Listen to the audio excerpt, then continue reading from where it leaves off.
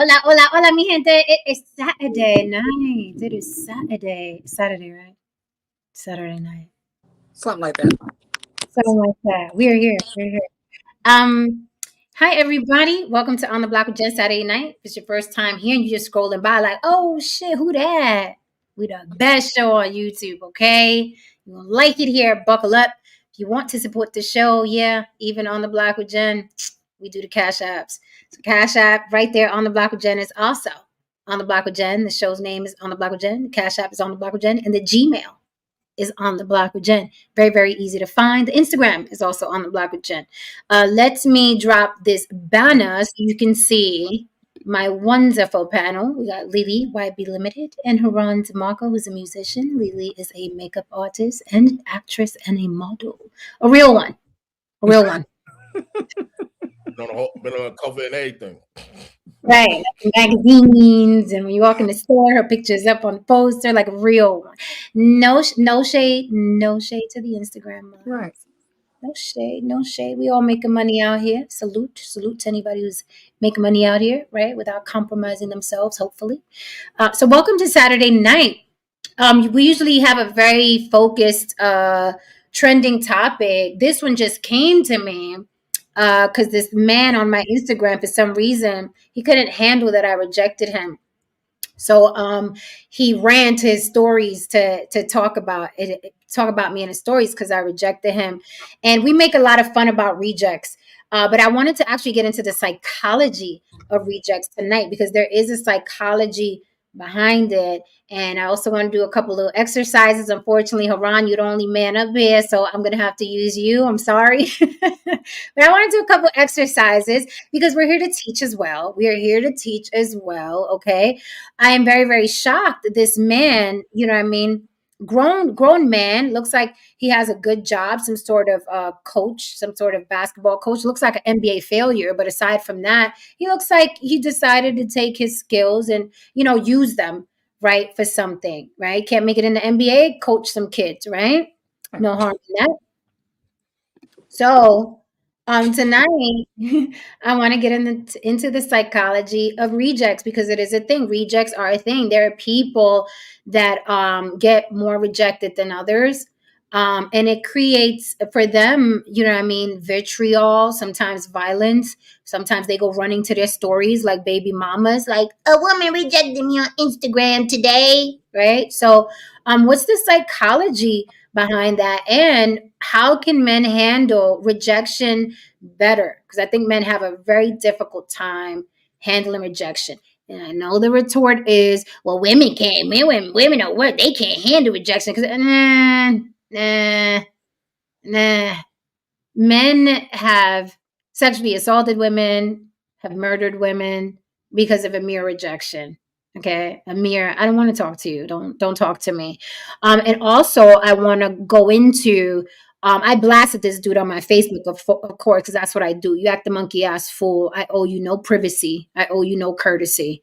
So I blasted him on my Facebook, and immediately, this guy that's on my Facebook commented. He says, he was like, "Wow, you need to get a drink," laughing my ass off. And my response was, I don't need anything.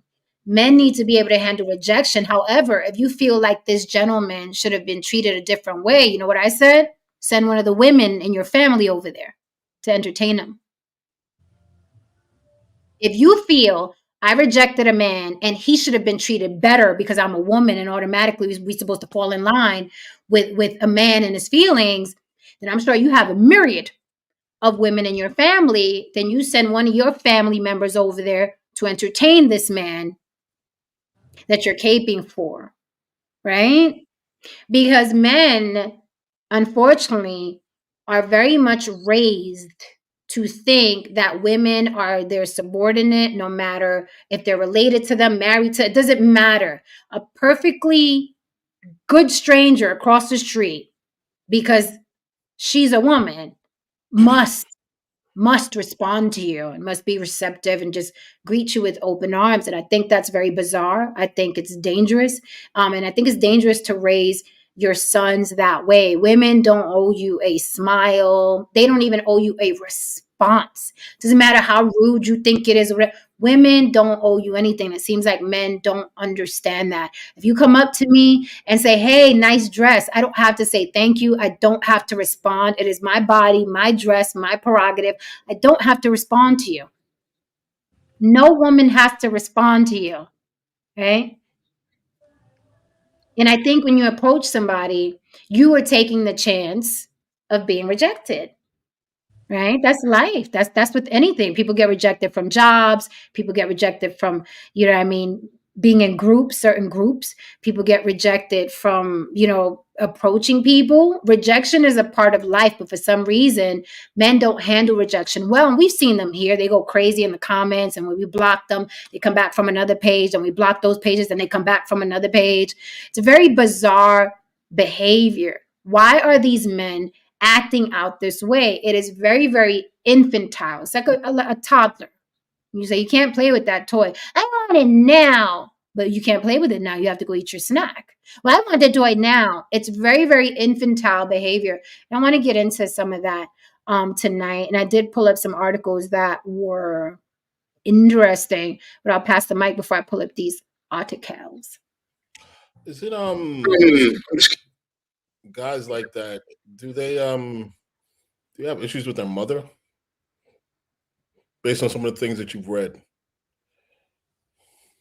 do they have issues with their mother? Like the men that I know, we don't that I make sure to hang around with. We don't behave in some sort of derogatory manner if a woman rejects you. It's just like, okay, well, maybe she is having a bad day. Maybe she isn't. Maybe she doesn't give a fuck. It's not the end of the world. You move on and you move on to other things. But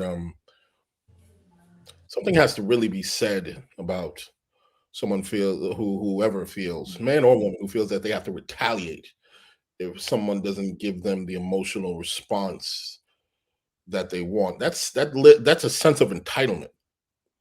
That's a really strong sense of entitlement. Like no one is, it's a very funny thing when you hear online. Well, you got these guys who are like, well, I'm not entitled to give my money. I need a woman, blah blah blah, and yeah, and she's not entitled to bend over. You know what I mean? No one's entitled to anything.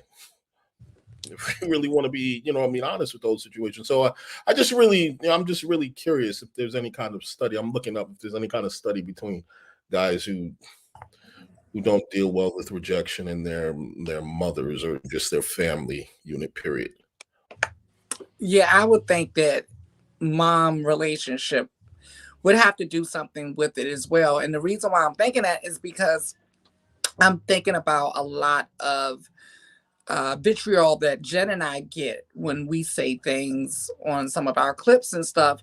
And the responses I can tell are not about us personally, but that it is very personal, and that particular thing that we said made them feel rejected. Even though we don't personally know each other, it triggers up a feeling of rejection through our words.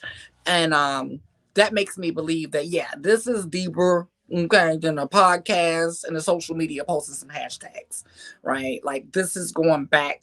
And Haran, I think you said it on this show, and ever since then I was like, wow, there's something there. You kind of asked the same question, or just said, you know what, I'm willing to believe that the first person that hurt them is their mother, and that's who they're actually upset with. And I know in the Black community, we are not allowed to discuss mom. She's completely off limits. She is deified. She's pure. She's not, she's separate from any other woman on earth or any other person on her earth. And she should be protected, and her bad deeds should never be discussed. And I don't even look at them as bad deeds. I just look at them as human deeds and mistakes and, just being a person. And so even with myself, when I was doing the inner work, the work on myself, and I had to, decipher my relationship with my dad and just family and friends and myself and, all this stuff. And then when I got to mom, it was like this block. It's that thing, right? Don't talk about my mama, not even me, right? So that was one of the hardest blocks for me to get through. to get to another level of freedom. Because I felt like, oh my God, I'm gonna be talking bad about my mother. And it's like, no, I'm just like I did everyone else. I'm just laying out what happened, how it made me feel, and what do I want to do about it, right? So yeah, that's a very interesting topic that we're covering here. So this article may shed a little bit of light. It says men feel like they are built to rule, and when they offer their great bounty upon a chosen woman, they expect a lot of gratitude in return. When this gratitude is not given to them, then the masculine image that these men pride upon gets shattered, hence making men hate the entire phenomenon of being rejected. Is that part of it? Do men feel automatically because they are male that they are built to rule and the woman must bend to their will, regardless of whether or not she's a stranger on the street or a stranger forming an opinion on social media? It says as guys being rejected is a failure of their masculinity. And when this happens, men tend to become aggressive and broil the oppressor. Okay, I have a little pushback on that. Okay. Yes, it happens, but there's a certain kind of man who does that. And this is not me saying, "Well, I'm not." No, we have to look at this at a bigger picture. Any guy who gets that upset over rejection is a man that believes that masculinity means invincibility, means a 100% accuracy rate, which is absolutely fucking impossible. If you're a real fucking man, you're going to know at some point in time, yes, you will be rejected. Yes, you will lose some things. Yes, you will have to, move from the bottom and so on and so forth. And if you are a real man and if you have gone through certain struggles, you know that you will have to pick yourself up from that. Does it suck in the moment? Absolutely.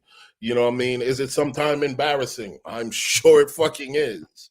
But does it constitute you kicking in the door and killing a whole bunch of fucking people just because you felt that loss means that you're less of a man? No, it does not. It just means that you showed up with a dollar less and the price went up $3 more. It just happens. It is life, So I think we don't necessarily need to discuss um rejection. I think we need to really discuss the concept of masculinity and just what's fucking possible in real fucking life. Okay.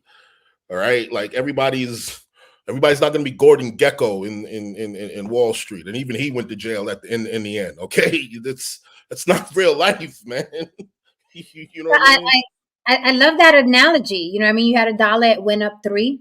That's life. Yeah. Um, you know, I do like where you're going with it. It says here when a woman rejects a man, he feels unimportant and unappreciated. It starts to get personal because men tend to believe that they have been rejected due to their inadequacy. However, the hatred that men feel against rejection is not based entirely on their insecurities.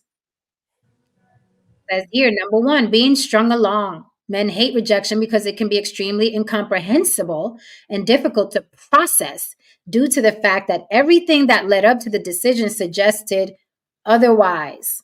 Some women unknowingly lead guys on by giving them suggestive responses and innuendos that can make them feel like all the cards are on the table and asking them out is just a formal step that they have to take.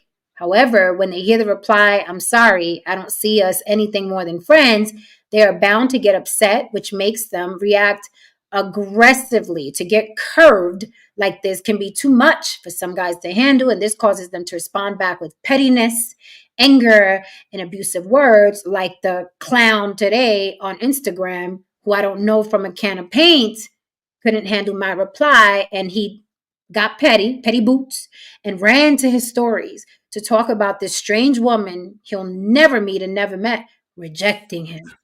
Instagram. What do you think about that, Haran? I think kind of like that takes the accountability away from the men, but I'll pass the mic. Again, how I handle rejection. First of all, I hate rejection. I hate losing. I've said that 100 times on it. I fucking despise it. But it is a necessary evil. in life, and it will be an occurrence in life, no matter how well put together I am, no matter how much money I have, no matter how on I am. I will be in certain sections, in certain moments where it's just like no, and that is something I have to deal with. Will I try again? Depending on the situation. If it's a deal or if it's a shit that I'm trying to close a sale, I might come back. I might double back and see what's good. But if it's a situation, with women and so on and so forth, nah, because that can easily turn into something that it's uncomfortable for both parties. And if you're putting yourself in a situation where you're being labeled as the harasser, that's not worth the fucking squeeze, man. That juice ain't worth the squeeze, man.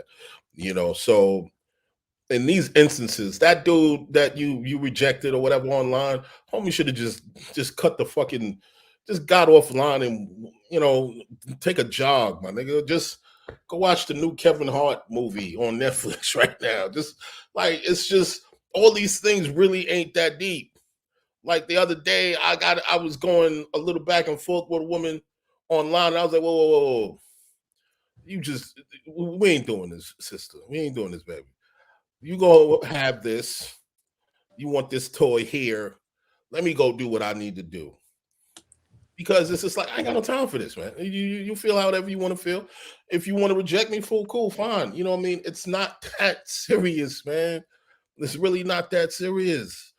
I can't wrap my head around the idea of making a big stink because a woman rejected you. I just can't wrap my head around that. I'm thinking those type of guys are just guys who, and I'm saying this with, the most sensitivity possible, just haven't been lucky in love. And so they're just like, I don't know when I'm gonna get this opportunity again. Bitch. I mean, that comes with it too. So, I'm thinking it's a little bit of that. Because we know a woman has more options, whether she has one leg and three teeth, right? She's still going to have options. And so I'm that's why I said I'm sensitive to that. That's probably what that is, but still gives you no right to be a fucking asshole, because I didn't do it. And especially if I wasn't nasty, or if any woman is not nasty, it's like, I'm not interested. That's it. It should. I think with men, they don't understand. I think they have it's funny. I saw this. I may play it. I want you to hear what this woman says. I saw an Instagram video earlier, and I could relate to what she says. I think, unfortunately, for men, and you guys could throw women too, women too, women too. I'm talking about the psychology of rejects males, because although someone even said right now in the chat, well, in my life, I found it the other way around. Women in my life hate rejection, but women don't go shoot up a Walmart when they're rejected and leave in their manifesto that men didn't want them, right? No. Women don't do that. Women don't stab men to death because they were, and I'm not talking about the network snapped a husband and wife that have been together 30 years and the woman wants some insurance money. You know exactly what I'm talking about. I'm talking about if a woman is rejected in the street, she's not shooting up a mall the next day and writing in a manifesto, no men want me, like we've seen men do over and over and over again. Men get violent when they're rejected with perfect strangers. That's what I'm talking about. So let's be intellectually honest tonight. Men get violent. They get petty. It says it right here. So it's not just my words. Okay. Let's also put into perspective that the kinds of men who shoot up schools don't necessarily look like Henry Cavill half of the time. Okay, they don't look like your favorite Jason Momoa half of the fucking time. So when a guy's desirable, he's most likely not going to be responding in these manners. You know what I mean? It just is what it is.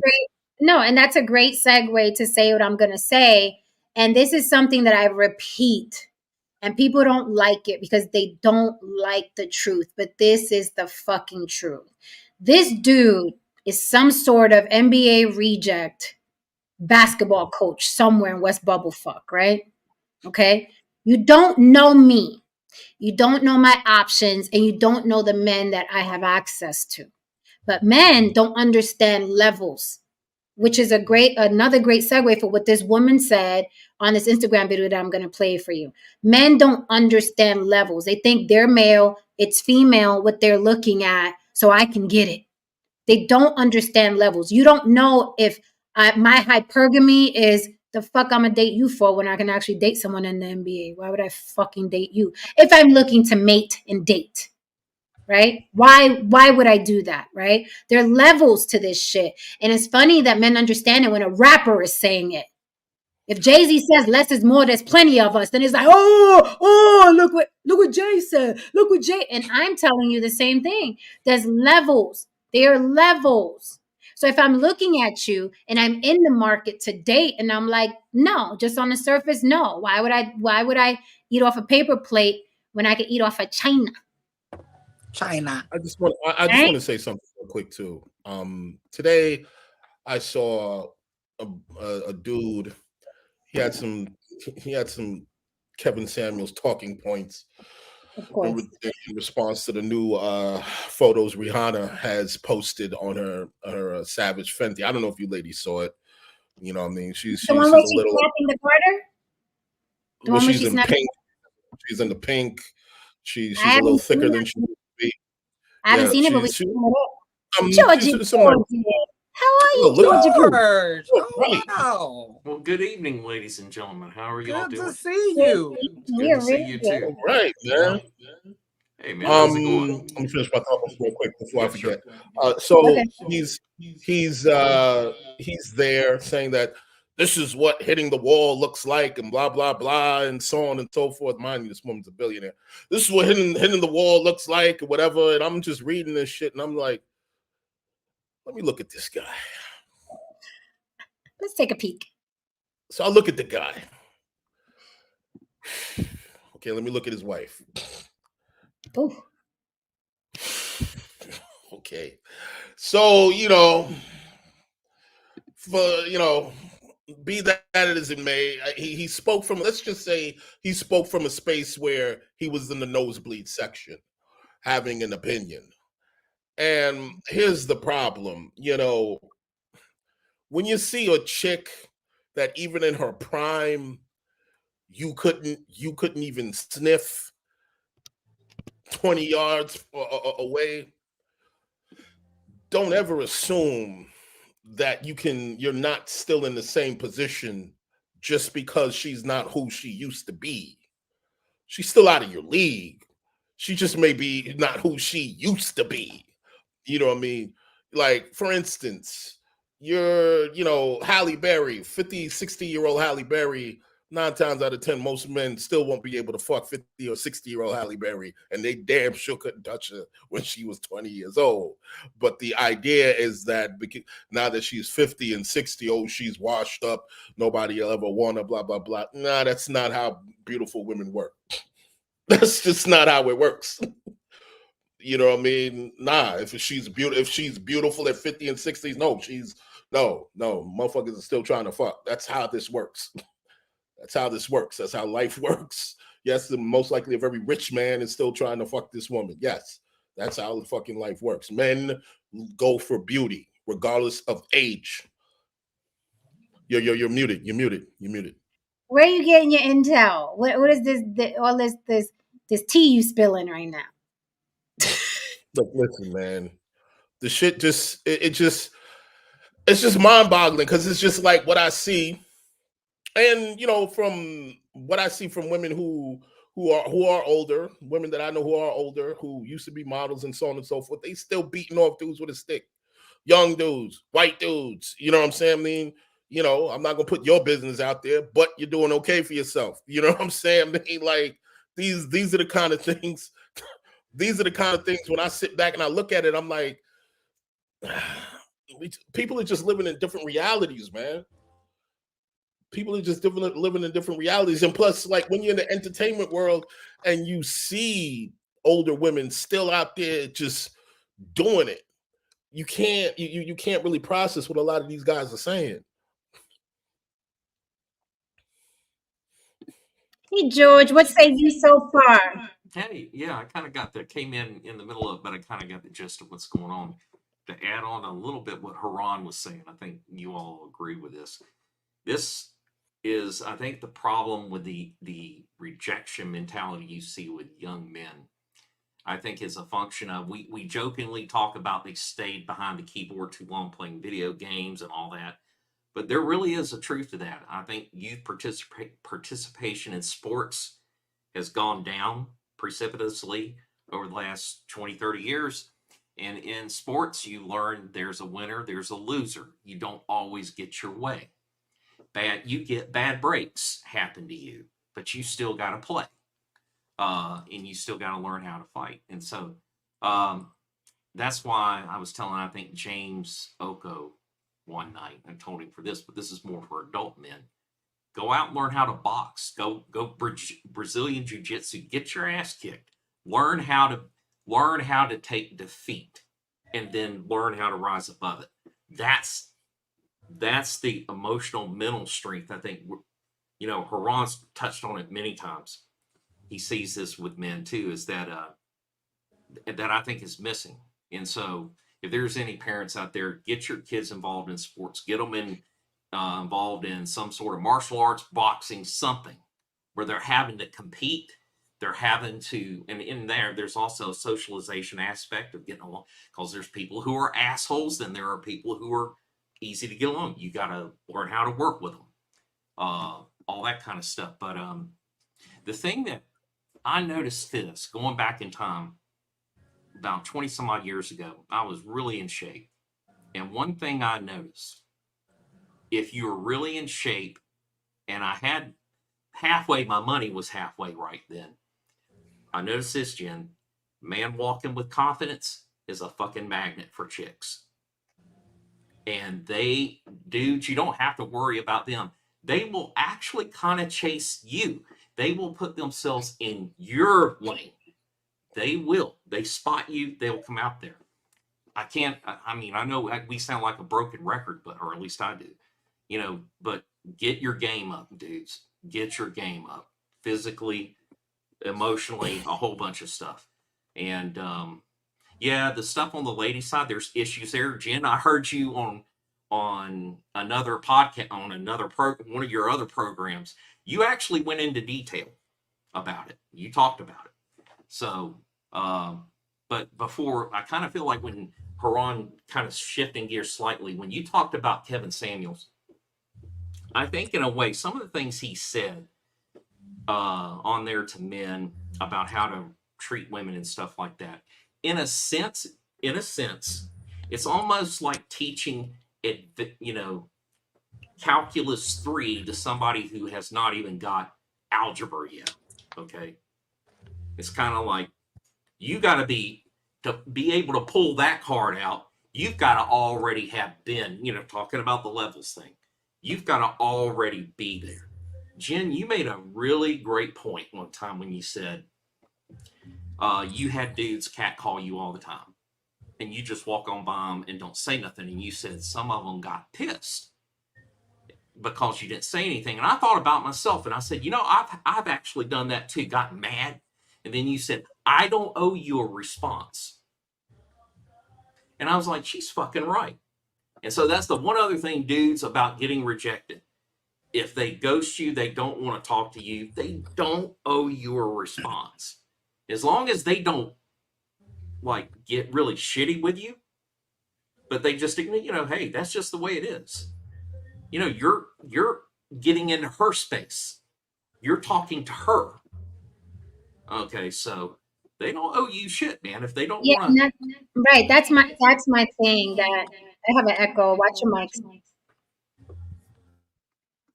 Yeah, so that's my thing, that when you, me, him, her, when you get into someone's personal space, they are not responsible for your feelings, right? But specifically, a perfect stranger. Now, a friend, you may be like, are you in a bad mood? What's going on? A relative, a spouse, what's going on? Is something, did I say something? Did I do something? But a perfect stranger is what blows my mind every single time. And it's bizarre. That's why I do agree halfway with what this article states. And I'm going to say this, and then I'm going to play this girl's video. The very thing that men try to insult women with, the very thing that men try to insult women with, there goes the answer to them understanding rejection. What do I mean? Men are constantly, Rihanna, this is what hitting the wall looks like. Oh, that's why when you get older and you lose your looks, then you come back looking for us. The answer to their rejection is right there. There are levels to it. When a woman is beautiful and in her prime, you are not on her level. Listen to what you're saying yourself. You are not on her level. She has options on options on options. Now, when the woman, quote unquote, loses her looks, according to you, guess who's on her level now? You. And if you don't want to be on a woman's level who has now lost her looks, then you have to do better for yourself, right? Because she's looking now, according to Yah, she has the cats. She lost her looks. Nobody wants her. And now, what is the saying on social media all the time? Oh, now you're coming to look for me now that you fat and you lost your looks. Because now you're on her level. What you're mad at it is that your level. That's what you're mad at. But that's your level. That's your level. So the better you look, like you said, George, when you was in better shape, your money was okay, that was your level. And the thing is that we're all responsible for our levels. But we look outward and we expect people to accept our levels no matter how bad they are. I know when I was at my worst. I know when I was at my worst. I was just talking to her around about it earlier. I know when I'm at my worst. And I know when I'm at my best. And when I was at my worst relationships of my life, of my entire life. I was with people that couldn't have even asked me for the time at my best. And then when you're at your best, you're at a different level. But I think that a lot of men online, like you said, they're teaching them fucking calculus. And it's like, they don't even know algebra. They still down here on this level. So although Kevin Samuel said a lot of things that made sense, you're telling people to run who can't even crawl. And you're putting in their head that they're at a level that they aren't. And then there goes the Walmart shot up. I think then there goes the mall shot up. I don't think we talk enough about choosing signals. We don't talk about enough about that, and I don't see red pill guys talking about it. I rarely saw Kevin Samuels talk about it. I don't see motherfuckers talking about choosing signals, and it's obvious because when I'm going to say his name, it'll be here in a second because it'll be the third time his name will be said. When James was when James was here, we were having a discussion and he asked me how many times have I ever approached a woman. And I told him I often, when I was out there like that, no, I didn't approach a woman. I looked for choosing signals. He couldn't wrap his head around that. He couldn't wrap his head around that for a minute. He said the moment I said that, he was like, "Man, get the fuck out of here." Yeah, because you never been that guy. Right. Yeah, Ron, I know exactly what you're talking about, man. They kind of came to you. They came to you. Right, exactly. You know what I mean? Like, he's never, look, listen, y'all can say this is cap or whatever, but every brother who's actually been in this space knows what I'm talking about. When you're that guy, you could just walk into the room and you could just feel the energy already just hit you all around, and you already just feel who's looking. Haran, what else we don't talk about enough too is this is the real cruel trick. The real hunters are the women. Women just make men think they're the hunters. The real predators are women. Even with the animal kingdom, like when you look at, I told you, like with cats and dogs, if you want a hunter, you're going to get a female. You don't get the males because the males are more clingy and they get clingy really, really quick. But the women are always like, what? So yeah, that's the other thing. So choosing signals are very real. Look, listen, y'all very few things are as astonishing to see as a determined woman when it comes to a dude that she wants. I've seen some shit. Like, you know what I mean? I've seen women set up a play. I've seen women make sure the nigga's in a certain, spot when she needs him to be. Look, listen, I've seen some mind-boggling things. Half the time, look, man, these women are telling you what you need to do, man. Half the time, man. All this going to learn how to be a dude and learn how to game and all this other shit. I know the doofiest dudes out here, man. Who this motherfucker, all he had to do was just show up. This motherfucker like green eyes. He's tall. He's got a six pack. He might be a little bit funny. And they just throwing it at this cat. Why? Because he's got a little sense of humor. He's nice to look at. He's got a decent job. He might not be balling out of control, but he's got a decent job. I say it. As long as a woman wants you, you'd be surprised how much she's willing to fucking put up with. You'd be surprised how much on her list of things she's willing to say, yeah, we don't got to deal with this guy. I really like it. We don't have for everybody that's lurking, you're enjoying the show, feel free to cash app on the Block with Jen or hit me with a super chat and get the likes up if you're not going to do any of the former. Okay, get the likes up. I take likes too. Let's play this video by this girl because it really struck me. And I'm sure it's something that a lot of women think. I know I've thought it. I mean, I was just on a scroll by and I said, oh, that's interesting. Hold on. I just thought about something. Those lists are barriers to entry, really, right? That's just to be like, you'll never compete. Just don't even bother, right? But we're willing to make exceptions on a case-by-case basis. Of course. Depending on the levels of what, you know what I'm saying? But that's just for the average guy. Don't even come over here. Don't even bother.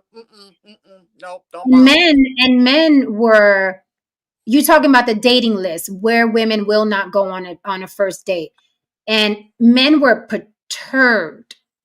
Me being a man, I would have looked at that list like, well, I'm going to make sure that I can do more than Cheesecake Factory then, because you ain't going to be rejecting me, lady.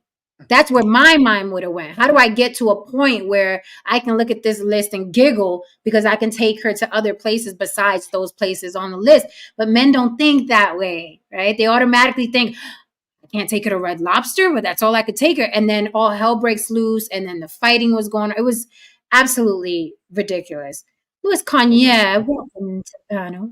So let me play this video real quick and let's hear what this young lady had to say. And then there's a paragraph that I want to address in the article as well, because it goes into sexist and patriarchal beliefs that I think are interesting. So check out what Miss Stoney had to say. I thought this was interesting, just on a random scroll by. You know who walks up to you, sees you in all of your glory, assesses you from afar, comes up to you, introduces themselves, offers you a service, gives you a compliment, and then turns around and asks you what you're going to do for them since they looked out for you or since they paid you a compliment. Like, you know who does that? Bums. Bums do that. Motherfuckers standing on the corner with a cup in their hand, jiggling it for change. That's who does that. So how do you look seeing me with my clothes on, not scrappy, fine clothes, fine shoes, hair done, makeup done, skin clear, nails on, toes painted, not bothering a soul. You come up to me, you assess me from afar. You come up to me, give me a compliment, offer me a drink, and now you want to know what I'm going to do for you. I've already impressed you. I'm looking at you trying to see what you're trying to do. I thought you were a good person. You're trying to convince me that you're a good person so you can sleep with me. But you're not even doing none of this out of the goodness of your heart. Reevaluate. I thought y'all were logical. No. Social media has proved men are not logical. They are not.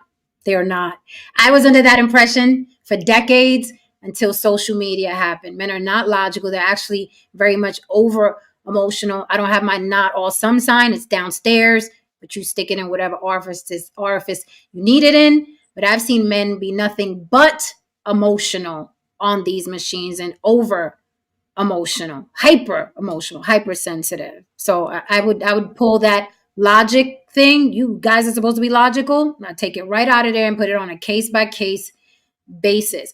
But basically, she was saying what a lot of women think who take care of themselves. That used to happen to me in the South Bronx. I was working corporate 9 to 5, 9 o'clock in the morning. The guys on the corner trying to, hey, da, da, da. I'm back at 5:30 off the fortune. Hey, da, da, da. I'm like, what about me? Like in my Deion Sanders voice, what about me made you think that I'd want a relationship with someone that I see first thing in the morning and during my evening, coming home from 8 hours of work downtown? What about me made you think that? But this is, again, going back to what I said. Men don't understand levels and they don't respect levels. They just think, hey, I'm a man and she's supposed to want me because I'm hollering. Pass the mic. Well, I just want to say one thing real quick. Emotion lowers IQ, and it's so funny. I meant to tell you, while I was watching Peaky Blinders, one of the things that was just so fascinating about Thomas was that he was meticulous, he was brilliant, he was pure genius anytime he was calm. Anytime this guy was emotional, it was just like, you don't know what this motherfucker was going to do. Like, you know what I'm saying? He was liable to do anything without thinking and thinking about it afterwards. You know what I mean? And a lot of times we even see that with intelligent men, myself included. I try not to get emotional. I try not to get angry, because when that happens, I don't think. You know what I mean? I'm moving off of reaction. I'm moving off of, just pure rage. And when you do that, you're not meticulous, you're sloppy, you're making desperate, attempts at things.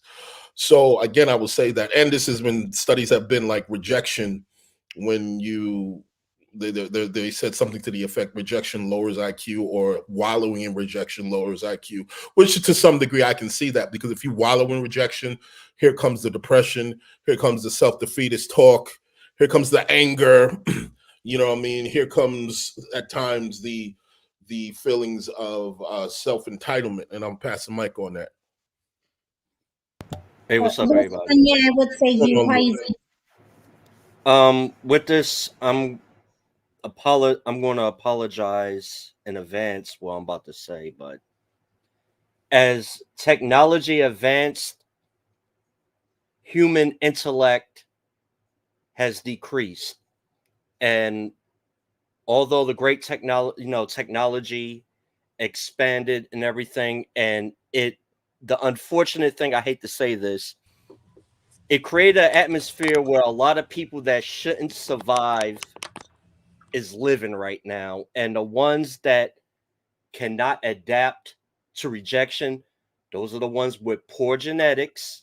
I hate to say this, the ones that cannot adapt to the environment, that's where you see a large influx. And on another thing is, a lot of people now today, they're boggled in their homes with this, and they're not in the environment honing their survival skills and interacting with people, socialization, game, all of that. You're sharpening your skills, just like a lion is out in the safari. That cub is learning their skills. The strongest survive, but unfortunately, technology is a good thing, but it made an atmosphere with a lot of people that should not be here is out here in this environment today, and they're the ones that's wreaking havoc. It's And absolutely if correct. I offended anybody, I apologize. No, you're absolutely correct. I mean, I believe in eugenics, so you definitely didn't you didn't offend me. But it goes back to what George said about there are no rites of passage anymore. So these guys aren't playing sports. They aren't learning martial arts. They aren't footballing and basketballing and that. They don't understand competition. And they definitely don't understand defeat at all. So, but it's deep. You know what you said is deep, And and it it's creates the atmosphere of entitlement. mm, I'm a not winner. I should get you because I have a pair of testicles and a penis. and You should be access. mine. Like, that's what this atmosphere has created. And these are the people that's running amok. Again, And it's the and, illusion of access. and like you said earlier on, everybody needs, like, a lot of males need a martial arts instructor and a blowjob. plain and simple. And like no, I'm serious because in this participation trophy world where you're a winner no matter as long as you tried, that's all that matters. And then when real life smacks them in the face, these are these degenerates that go around shooting up schools, taking away people's loved ones and babies, wreaking havoc because they were told no matter what, you're a winner, you could get anything. And this is the byproduct of people's like this atmosphere making people feel good instead of telling them the truth. The world is harsh and unfortunate. You may do all the right things and life is going to throw a monkey wrench and fuck you up, and that's part of life. But you Look, know what? No, you know what, Jen? As long as you do everything right, you'll get anything you want. And this is this Western mentality of, I guess, soothing people's egos, making people feel good instead of telling them this is what like life. You may do everything right and still be fucked up. look, I want to my address greatest this real quick. Real quick, Haran, I just want to address this comment. Black Lexicon says, there is one thing I see a difference between her and myself. I don't look down on bums. I have empathy for them regardless how it got there. I don't think she was looking down on bums as much as she was acknowledging the level. And I don't not think willing to date one. right, and not willing to date one, which she can say. I think people should be able to say. However, I side eye when men say things like this because they usually say that when a woman says something that's harsh. But you just said right now, I was trying to explain that to Alabama fans last week and caught hell. If someone says, "Hey, Alabama fans, you guys suck. You suck dick," like you won't. That's to you. That's normal, right? You won't be telling them, "Hey, you shouldn't tell them that they suck dick just because they can't play." But I notice when a woman has, what I mean, when a woman is straightforward, it's like, oh, you could have said it nicer, which takes me back to when I blasted this dude on my Facebook. Immediately I got a comment from a man that said, wow, you may need a drink. Well, why do I need a drink? Because I'm rejecting a man and I should have been nicer, which is why I told him, then send one of the women in your family over there to entertain him. If I'm supposed to entertain a perfect stranger, then you should be okay with the women in your family entertaining a perfect stranger. But you send one of them over there, and then everybody gets what they want. I won't get bothered. You'll get this man satisfied, and one of the women in your life will do it. But then that changes the dynamic, right? But there's this automatic thing. So let me read this paragraph really quickly, and I want to hear what you guys think about it. It says another reason for men and rejection is sexist and patriarchal beliefs, as mentioned above. For some men, being told no by a woman is disrespect of their masculinity. This makes them ask questions such as, how dare you reject me? Do you even want to marry a guy at all?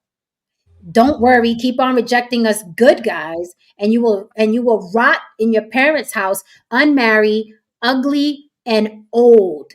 This may sound stupid, but this is how some guys think and react when their masculinity is compromised and put on the line.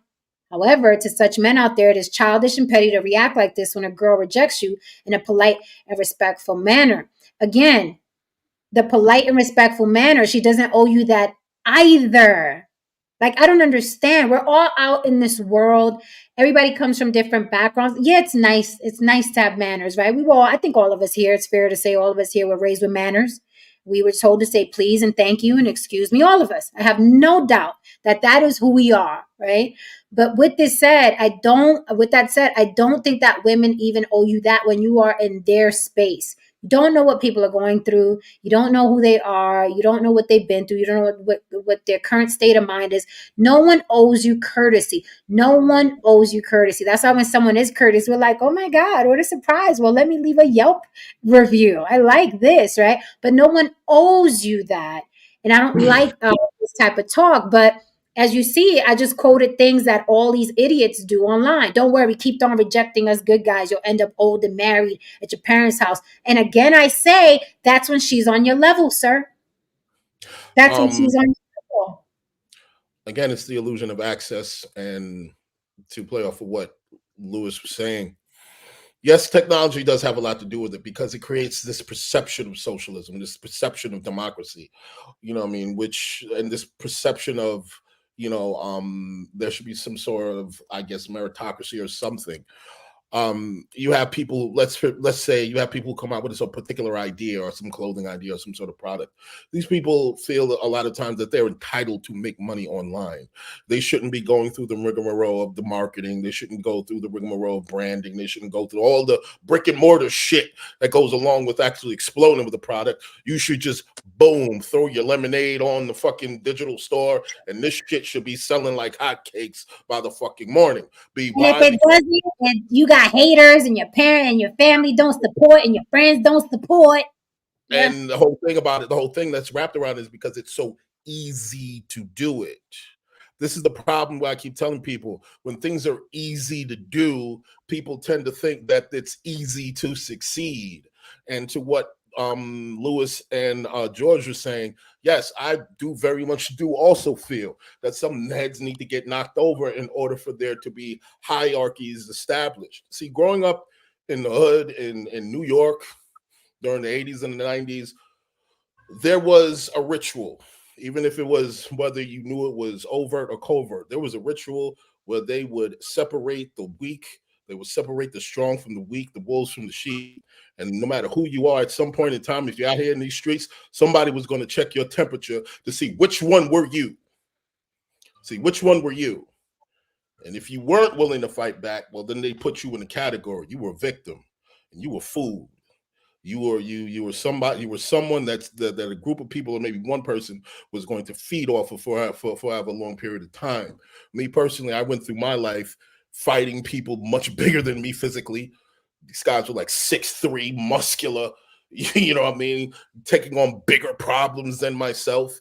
You know what I mean? Just taking on bigger things than myself, to the point where I handle fear, I handle the adrenaline rush of anxiety a lot better than the average person, because I've literally been in physical situations with someone twice my size who was trying to kill me. When you're going through those situations, when you've experienced that, you approach life very differently. A woman saying no to me is really just water off a duck's ass. Half the time, if I've been conditioned to handle myself in a certain way. A lot of these guys have not been conditioned to handle themselves in a certain way. So yes, the only thing that they do have is that they showed up with a penis and fucking, you know what I mean, some red pillar told them that's all you need to do in order to, you know what I mean, get these women in line. So going back to what Lewis said about testing. Okay, going back to what Lewis said about, basically, I know he used the words dying off. They should have died off. In society, what that looks like is you just don't have access. You don't have access to the rooms. I'm talking men to female.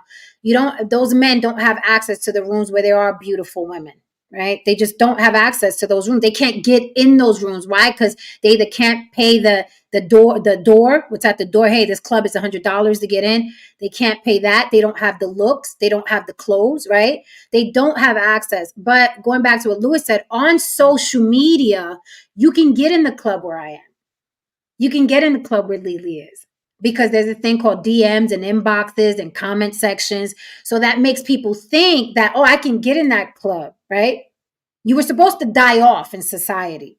You were supposed to get stopped at the door. You don't have on the right shoes. You need a jacket to come into this club, right? That's real life. But on social media, these dudes have a false illusion of inclusion and false access. So they do stupid shit like the guy that I spoke about earlier. They do stupid shit like that. Like, I thought I had access. He jumped in my comments and thought he had access.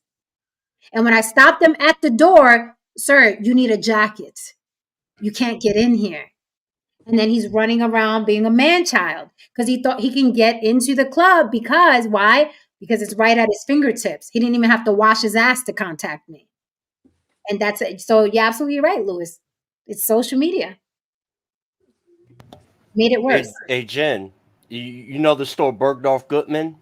Yes. I remember in a time that you could even get in that department store just off of your appearance. Yep. I remember going there. I wanted to buy some Fendi sneakers, and they would even let me in. No, Yeah. and this is back in the 90s. Yeah, I remember. Oh, 90s 90s. was like that. They was ruthless. Like, I used to shop in Georgetown in DC in the 90s. All of the stores in Georgetown were like that. Some of them I can get in, some of them I couldn't. I can get in this week, can't get in next week. Just how it was. They didn't give a damn. They had standards. And that's how you kept the haves and the have-nots. Unfortunately, is it fucked up? Yeah, but No, that's how. I don't think it's fucked up. I think it's Yeah, No. yeah. That's how people with means segregated themselves from the commoners, so to say. Yeah, You have to. Jen, you were talking about earlier, just a second, it hit me where these guys are talking about where they have unrealistic expectations. It's almost like the mirror image of the women they complain about, who they talk about show up 350 pounds and think they should be brought to the most finest restaurants in town, that kind of thing. And they're like, hey, you need to, like, why don't you lose about 250 pounds and we'll talk about it. So it's that if you're talking about levels, you don't get in the door, you're, and I didn't even make the connection, Lewis, to social media, but you're right. It's this whole illusion that I'm actually closer to you than I really am. That's it. And so I even noticed, maybe it's just me, is that even when I come on to somebody's platform like Jen, if I'm talking to her, behind the scenes, it's almost like as if I'm talking to somebody. I treat it like this. It's like, I don't know her. She doesn't know me.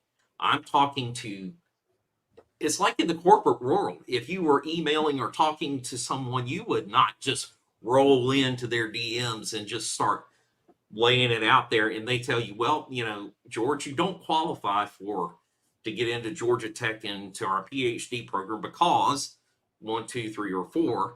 And then I just get online and start talking about what a piece of shit Georgia Tech is. No, Georgia Tech is not a piece of shit. Who's being a piece of shit right now is me, because I didn't meet their standard.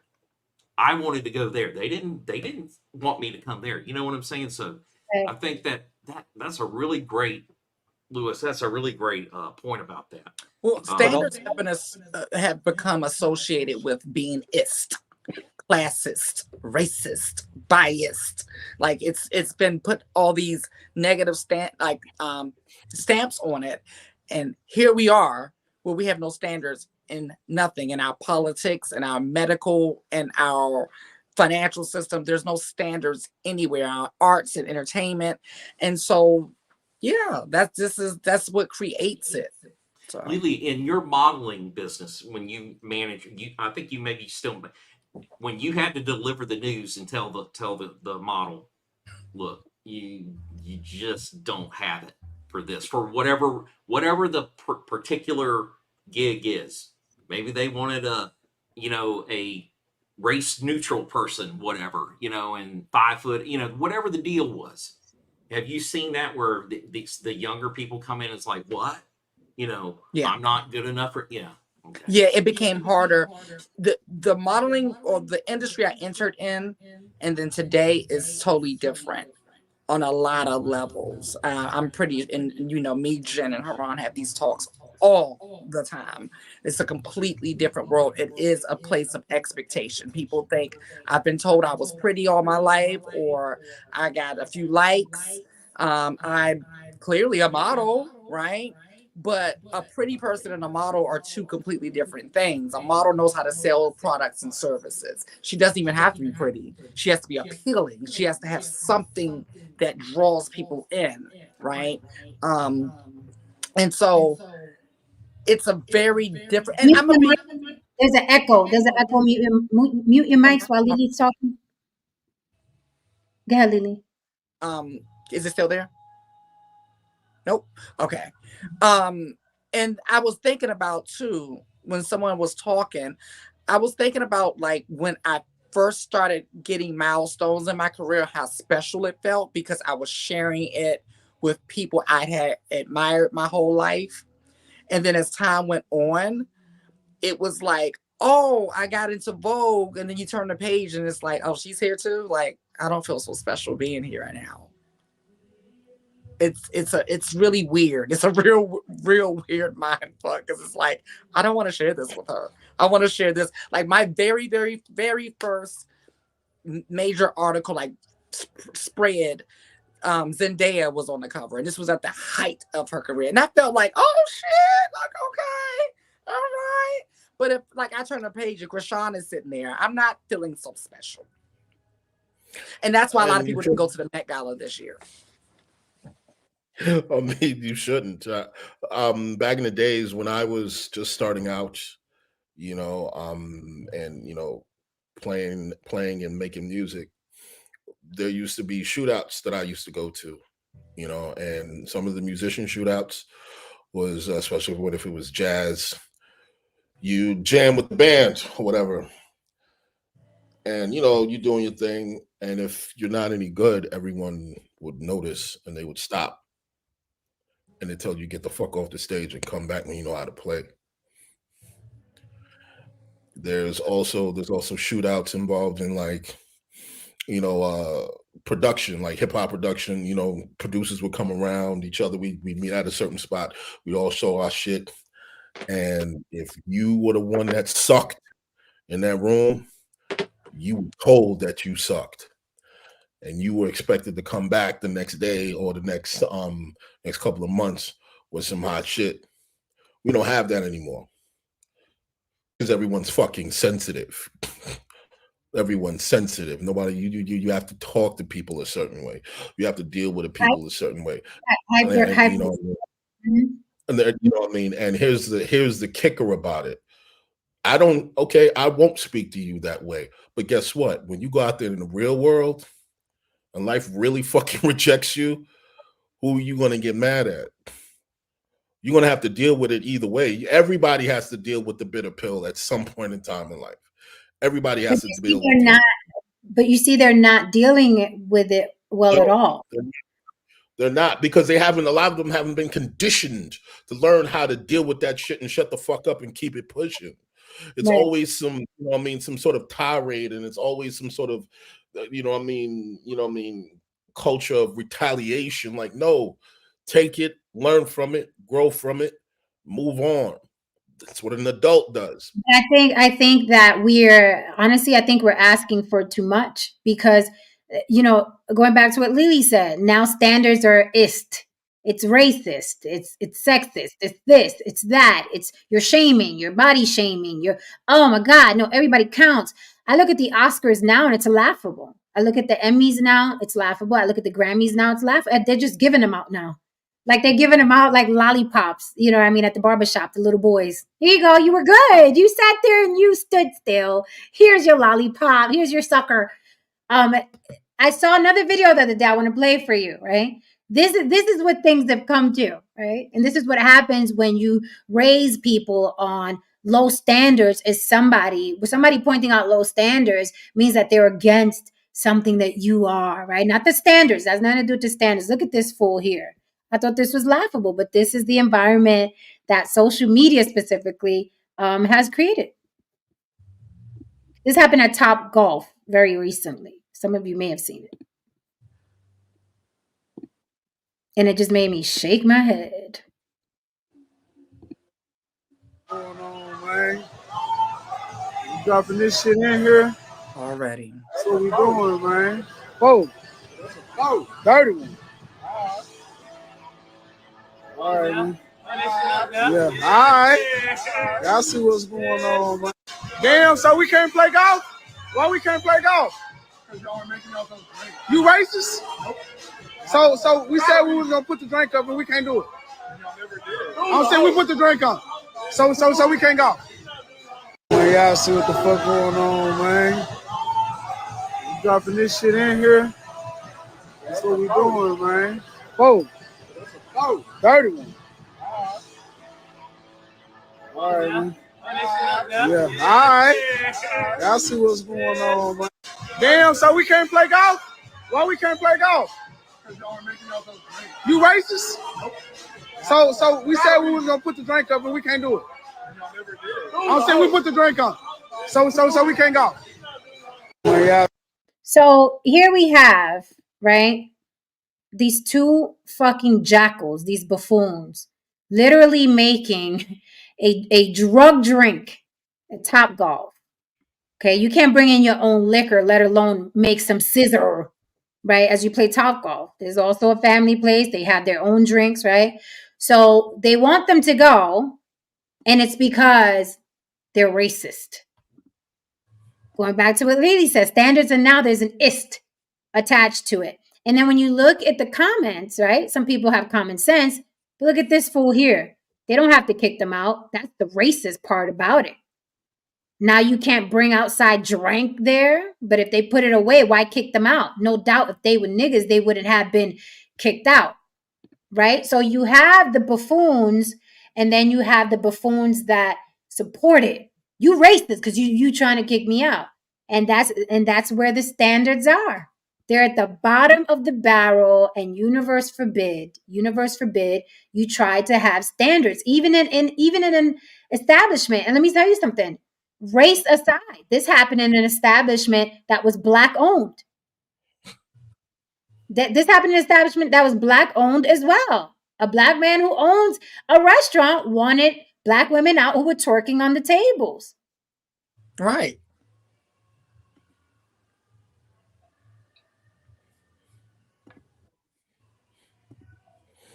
The whole point when I see things like that, I mean, I don't know those two kids, but I'm pretty sure they weren't back there. They weren't back from studying calculus or pondering the expansion of the universe. So that kind of behavior is kind of like, it's a little par for the fucking course. You know what I mean? The fact that they can follow signage is astonishing enough. So, them coming up in there, throwing scissor up in small bottle water, it's really kind of like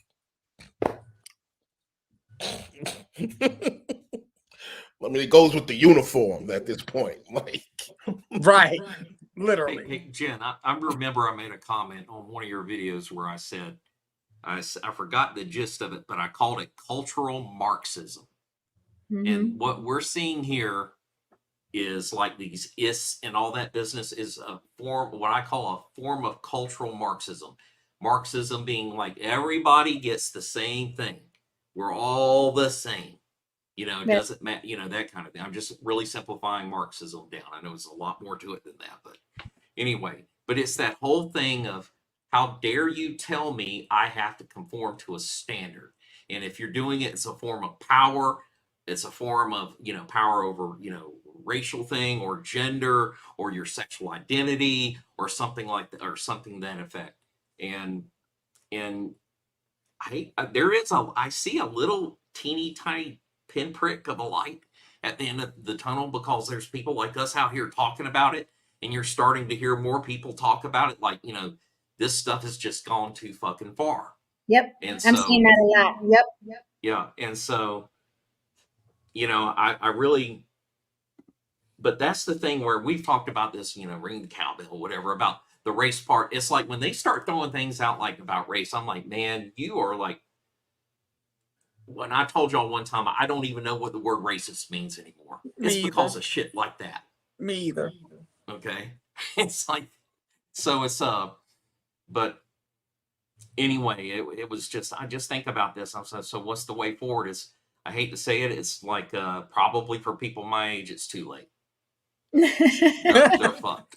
Okay. You and I both, George. You and I both, because I'm done. Yeah, you're, if you're a very early Gen Xer, you're probably fucked if you're like that. So, but if you've got parents, if you got kids, please, all the stuff that we've talked about in here, please pass those values down to your kids and model them yourself. That's the thing that brings some stability back to the society and everything. But yeah, about going back to young men though, is that's. I remember, Jen, you brought up on one of your other shows, you brought up about the statistics about men and the suicide rate. cause of death. And so this is where all this ends, is because you said one time, Jen, I'm not trying to just go down an almanac of Jen quotes here, but it's like a lot of stuff's like right here at the top of my head, is that you were talking about one of the worst things we said to people was, you can do anything you want. You can do it. No, the fuck you can't. George is 5'8". There is no way I can play in the NBA. No way. I can't jump three inches off the ground, right?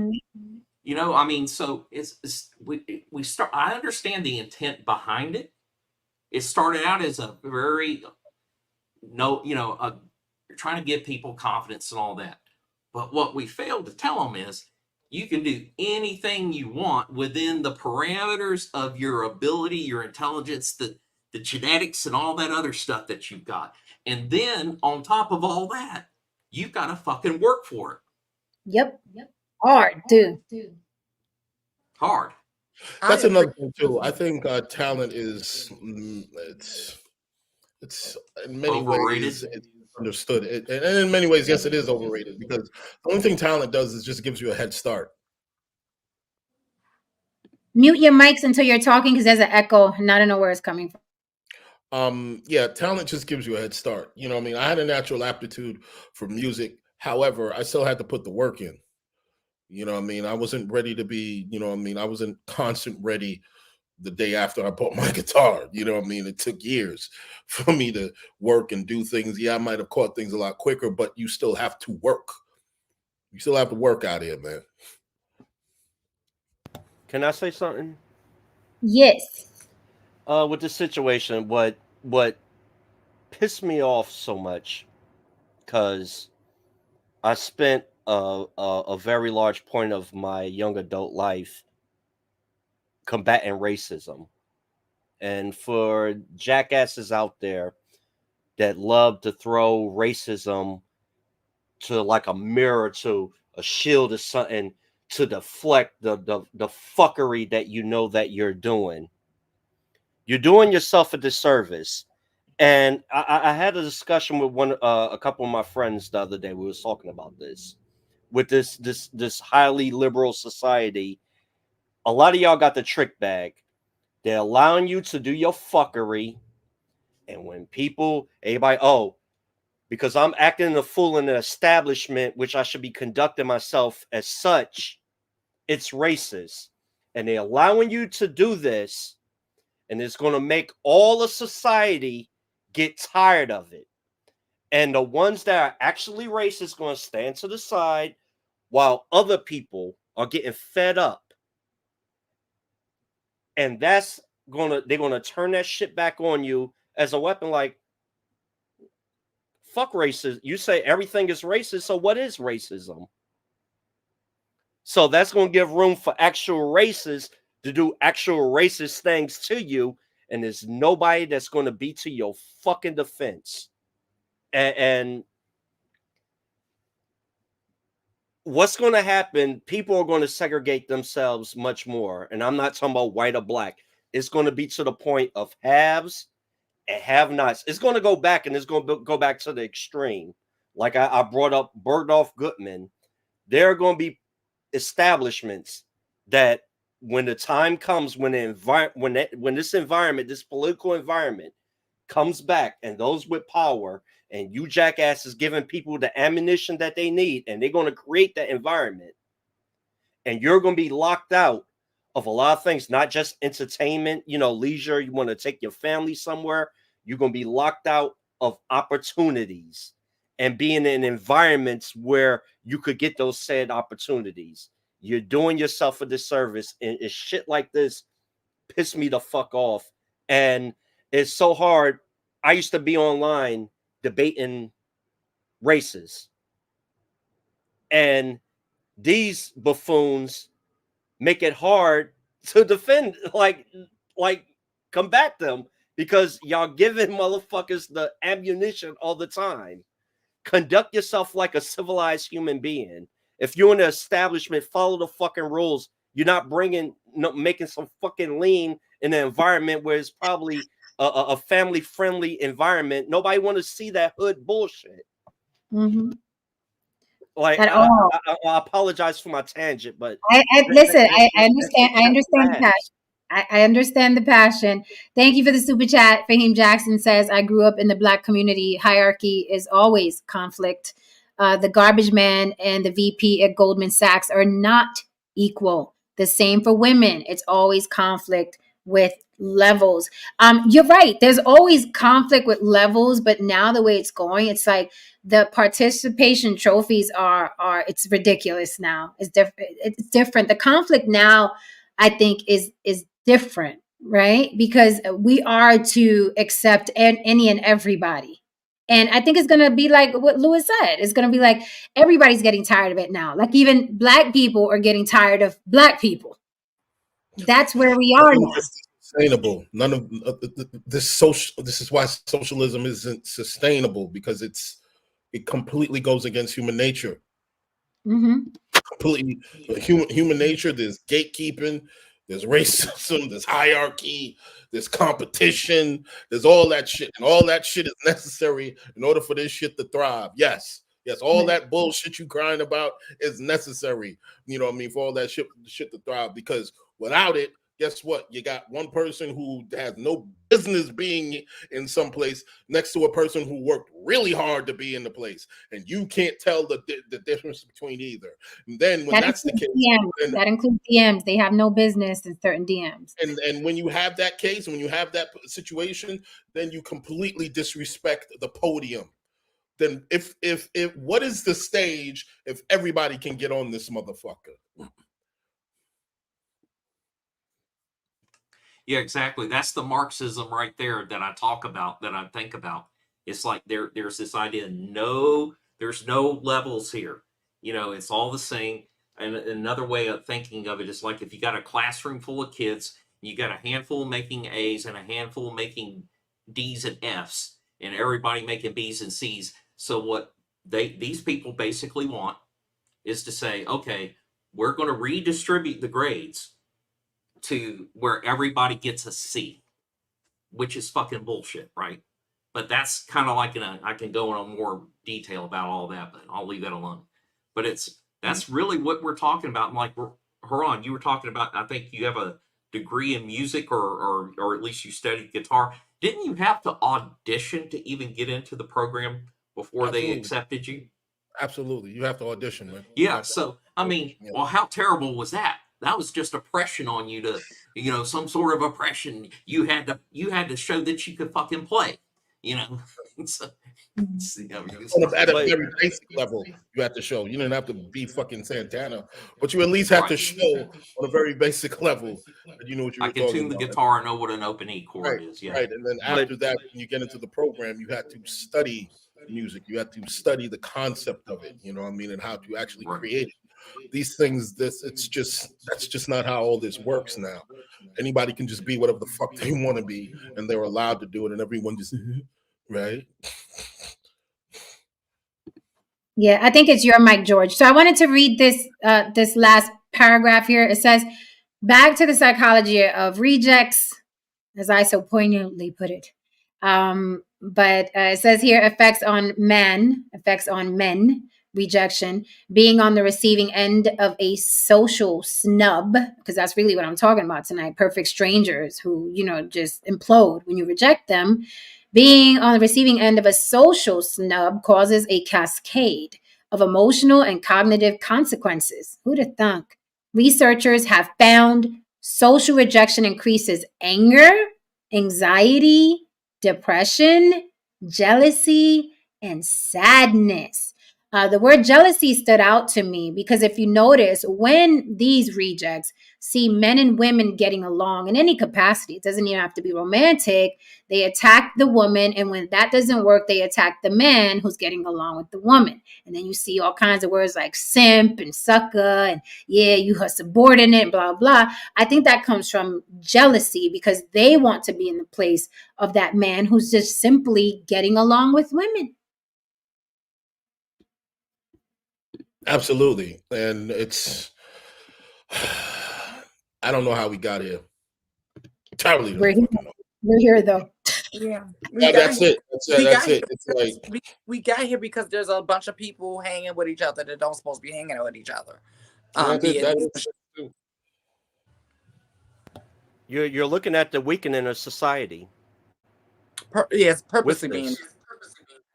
Of course, like with the socialism aspect, if everybody is equal, or you give the atmosphere that everybody is equal, then you have no one that's exceptional, and you eliminate competition, and those that are running this shit has no competition because everybody is a troglodyte practically. What does that mean? A troglodyte, subhuman. Oh, oh. No, like Knuckle dragger. with media, we're like here, we all here on this Mm-hmm. digital screen. Mm-hmm. We're not physically in the same room. You can't look at everybody physical, like your body language. We're here just talking on the screen with a bunch of ones and zeros, just giving this pixel of our images, but we're not interacting physically.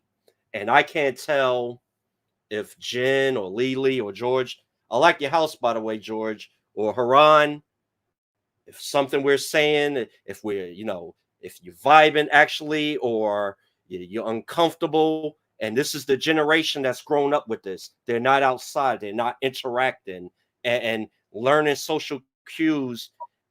You're retarding the development. And that goes part with you learning social cues, you're lowering people's intelligence.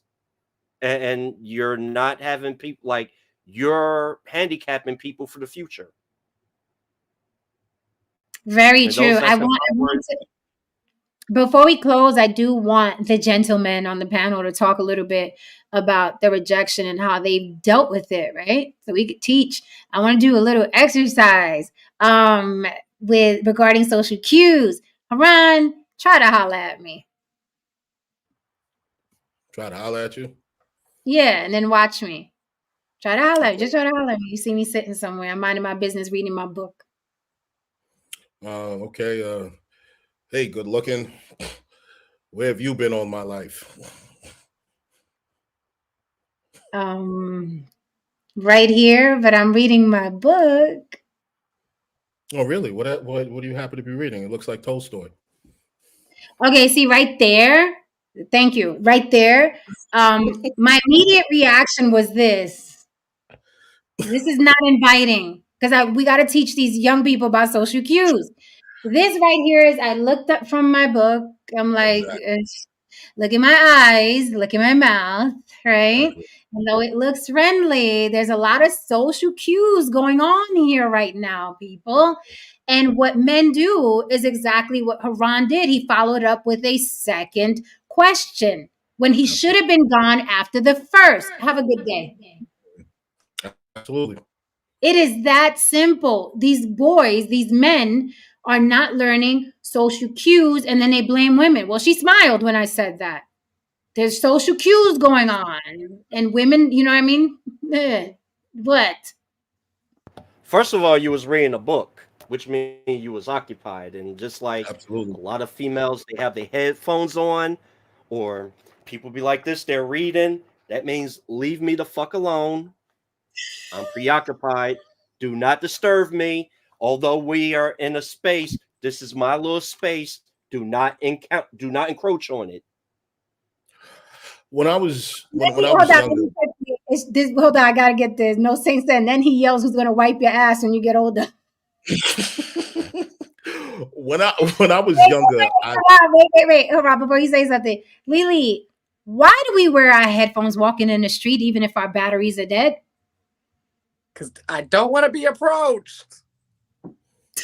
Look, when I was younger, I saw a woman that she was absolutely gorgeous, and I could tell though that her backside that shit was out of this world. Just when she was coming, because her hips from the front were amazing. Now, here's the thing: one of the main reasons why I didn't even approach her is because when I looked at her and I saw her from the back, I saw how huge it was, and she was wearing a cover over that shit. And it told me that, oh man, this woman, she doesn't even want to show that side of her fucking body. Because if she actually exposes that shit, she probably won't even be able to go to the corner store without getting bothered every 5 or 6 times. So she's not really in the position right now, and even in the mindset. She was covering this shit anyway while she was walking. And you know what I mean? And so I was saying to myself, I was like, nah, this ain't really the setting right now, because she most likely is just out of fear. Out of fear, she's not even going to even fucking talk to me. So let me just leave her alone, man, and keep it pushing. Right. That's another social cue. So George, Porge, and Lewis, how have you guys dealt with rejection? For me, Well, I got to tell you that when I was younger, it was rough, and it had a lot to do with, you know, childhood stuff, whatever. You know, not trying to blame parents, but that's just the way it is. And so it was. I had to really work on that a lot. And one of the things that helped me out was wrestling, sports competitions, stuff like that, learning all that. But then, kind of like too, realizing some of the social cues, like Jen, like what you were talking about, unless, like, I would say, like, if you made eye contact with me, because I actually had this kind of happen to me one time. You made eye contact and you kind of smiled at me, then I might approach you and say, hey, what book are you reading? I love to read. And then we get something, maybe, otherwise no. But if, like, Right. I got to tell guys, you know, when you walk up to a woman cold and she hasn't made eye contact with you, that's like a cold call. Think of it as like somebody calling you on your cell phone wanting to sell you Medicare or some shit like that. That's the way they're not fucking interested. So kind of like, if, you know, the signs, you know, she looks at you and it's kind of not like, she's not like this, but she's kind of like, hey, you know, and then she goes, that kind of thing, then go in there. But I would say, since I'm older now, I can get away with this. I'll just go ahead and say this. I'll use terms like love, hey, beautiful, hey, love, when I'm talking to it, because I'm trying to, not to, I mean, any woman, even younger women, and they kind of let me go with it, because it's kind of like, you know, he's just kind of harmless. But dudes, don't try that. Whether no, don't try that love, honey. That's like a big turnoff. Don't do that. Don't do that. Take it from me. It doesn't work. It's very off-putting. I think all young men should take the time out to learn sales, actually learn how to sell. Because the reason why I'm saying this is because when you learn the psychology of selling and the psychology of marketing and so on and so forth, you understand why people buy certain things and why people buy into certain things. The dating world is no fucking different. You know what I mean? Women are with a guy, women in particular, are with a guy because he fills a certain function. For lack of a better, you know what I mean, explanation, he fills a certain hole. You know, this is why you might see a woman who has different, you know what I mean, men who you know, perform a different job in her life, you know what I mean, because they fit a, you know, a particular, you know, function. The reason why I'm saying is like this: people don't buy products, they buy ideas. Let me explain to you. Not doing 2 hours around. All right, let me explain it to you real quick. Like with Apple computers, people don't necessarily buy Apple computers. They buy exclusivity. They're buying exclusivity. They're buying the beauty of an Apple computer. They're buying the opportunity to say, I have an Apple computer or an Apple product. It's like saying, like, people who actually have iPhones, when they see somebody with a green bubble Android, they fucking squinch. You know what I mean? Because the idea of an Android is just so disgusting. There's just certain women, like, if you know how to sell yourself, you don't necessarily have to verbally sell yourself. If you present yourself in a certain way and put yourself in a situation where you get choosing signals, then the woman is on the deeper end saying, okay, I can see how this guy can fulfill a certain need in my life. Without him saying anything, I'm interested in that product, if that makes sense. Okay. Lewis, you were saying before we get out of here, well, rejection. How you doing? I wish Haran gets diarrhea because he took all my talking points that I was going to Well, say. he did interrupt you. You could have. We We were could the have same, we were I'm the same sorry. wavelength. I'm so sorry, But brother. Apologies. no, but like look, like in the book Propaganda, where how things work, and I was about to say that. Well, how I got over stuff, I had family members and friends. They threatened me, like, because I was like a turtle in my shell. They're like, if you don't talk to this girl, we're gonna fuck you up. Oh, It was basically like that. Yeah. Look, I grew up in the streets of Newark, New Jersey during the 80s and 90s. It was savage like that. So they like, look, you go over there and you talk to that girl, like, and they're like, what, and don't want to be offensive, like, what, you a faggot? You afraid of girls? Go over there, we're gonna fuck you up. So you had to go over there and approach and deal with setback. And me, I played sports. I was in the military, so I was fortunate to be in certain environments, and I think the military, which helped me a lot, because no matter where you think you are, you will get knocked down a peg. And in the military, there's a structure, a hierarchy, and they will tell you straight to your face, you're not getting this promotion because you're not proficient in this, this, and this. So you had to work on all your deficiencies, and you had to swallow your fears. And that's how I overcame with setback. And plus, when and I I want dealt with setback, like when I got dumped, my first heartbreak, I got dumped by my girlfriend. I'm in the bed for 2 weeks, listening to Hole and Notes, crying. My male family members laughing at me. And after I came over that, they're like, "Come here, you got over that? Let me teach you something." So I was forced to go through that pain of rejection. And after I got it out of my system with all the tears, not eating and nothing, just wrapped up like in a cocoon in my blanket, like woe was me, and was laced with some game. And like, are you still alive? It's not that bad. She's not worth it. Like, but right. when you're Well, young and that's that. impressionable, hmm And and I want that's to what add the this problem too. is. I want to add this too because this is important. Abby says not every woman that smiles at you wants you. Sometimes we do just want to be pleasant. There's guys on my Facebook all day that I like the suit they're wearing, or I like what they're saying, or I like the shit, and I won't say a fucking thing. I can't, because I can't. if I say, "Hey, nice suit," then 2 minutes later they're in my inbox. And I'm like, I just wanted to tell you, you have a nice suit or a nice style, or I like that sweater, or them shoes are cool. Like, and we can't even do that because it's like, men have it's like, oh my God, she wants me. I just think the suit looks nice on you. Right. And This I'm is just why. like, so I don't say anything. I'm like, nope, scroll. I'm not even going to say it because I don't want to have to reject them in the inbox. No, I'll just scroll. This is why anytime I get these likes and so on and so forth, I don't say shit, and it's just so funny. I'll bump into a particular woman, and then we get to talking, and she be like, "You saw none of my advances. You didn't see how I was liking all your posts." And I'm like, "Whoa, whoa, whoa, whoa, whoa, whoa! That's not the barometer when it comes to you chicks, man. You motherfuckers are like the fuck out of a post.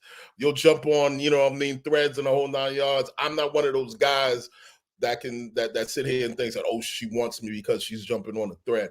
Like, look, listen, if I'm slow because of that, then I'll be slow. Now, if you jump in my inbox and you show me your titties, then it's like, oh, okay, well, I'm free on Friday. It's a different thing. You know what I'm saying? I mean, look, I'm just saying. Well, no, I always say, when in doubt, don't say anything at all. I always say that to men. When in doubt, don't say anything at all. If a woman wants you bad enough, she's going to make it fucking obvious. Are those brass knuckles, sir? Yeah. Okay, you got it. All right. I see. I'm picking up what you're putting down, sir. You have something to say?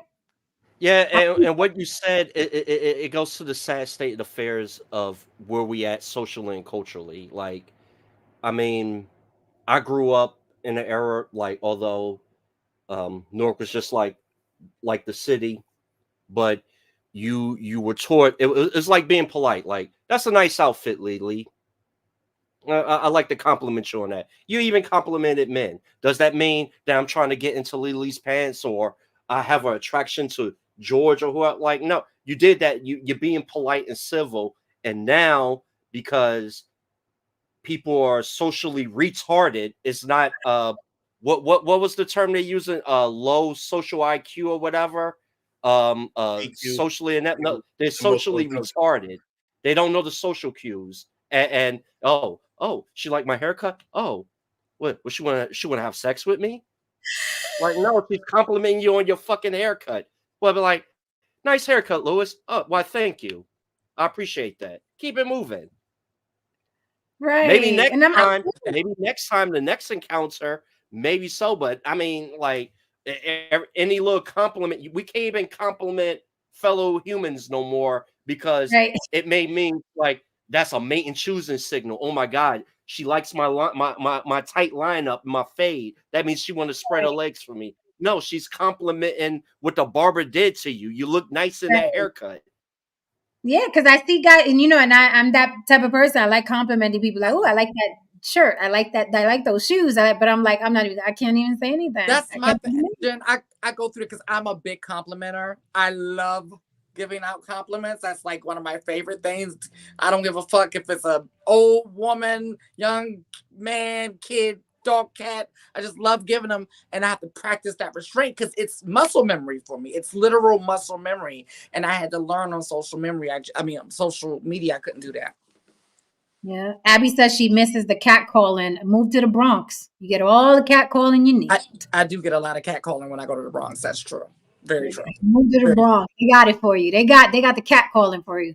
I Very love true. it. Do they still do this? Grabbing, Do they be they doing get the this? grabbing and all that. You get the whole experience, right? The grabbing by the elbow when you're walking by, that whole shit. You be like, don't touch me. Yeah, you get a lot in the Bronx. Very true. They still doing that. They haven't changed. Yeah. They still doing this? Psst, psst, psst. I All haven't that. had that in a long time. I I haven't had that in a very long time. Ooh. I haven't heard the. They used to wear that out in the 90s in DC. Oh my God, they was wearing that one out. All right, guys, that is our show for this evening. Thank you so much, gentlemen, for coming up. George, great to see you again. Louis, Kanye, always the scholar. You went in tonight. It was funny. Thank you for coming up, guys. Always a really, really great conversation. And, me and Lily are on our way to becoming viral every day and becoming famous, and hopefully people are going to circle back on these shows because they're going to come looking for us and be like, what else they said, and these gems are going to be waiting for them. I promise you that, because these are great streams and great insight. All right, guys, so share this stream. Talk to your boys about rejection. Talk to your boys about rejection. I can't say it enough. And I'm talking about your big boys too, because there's a lot of idiots in their 20s and 30s running around here too. Okay. All right, guys. So good night. We will see you next week. Don't forget Sisterhood Sips every Sunday. CIS, Sisterhood Sips. And thank you so much for you. We made it to World Star Hip Hop, another blog post last night. Yes, we did. We went over 1 million views on a couple of different blog channels that aren't even our channels. So that's very, very exciting. We did 1 million, almost 2 million on Twitter. So I'm telling you, people are gonna come looking for us and they'll catch all this other stuff. We got a lot of gems on here and I'm proud of it. All right, guys. So good night. Thank you so much for the cash apps and super chats. And we will see you next week. Good night.